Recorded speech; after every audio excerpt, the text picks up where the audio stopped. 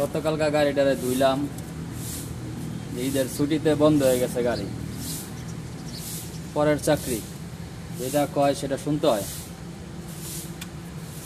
20 রোজায় গাড়ি থেকে নাইমা গেলাম, মনে করলাম ঈদের একবারে ছুটি, কিন্তু গতকালকে আমরা বলা হইতাছে যে আবার যে ড্রাইভারে পাঠানো হয়েছিল ড্রাইভার যাইব না সিলেট।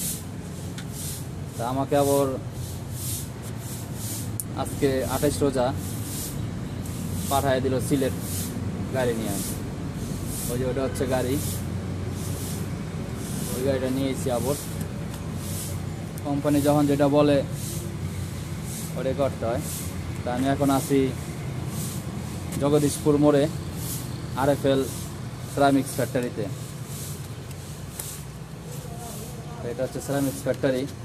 আমি সিরামিক্স ফ্যাক্টরির পার্কিংয়ে গাড়ি দাঁড়ায় রয়েছি, গাড়ি নিয়ে এখানে আনলোড করে দিনের 11টার পরে, 11টা সাড়ে 11টার পরে।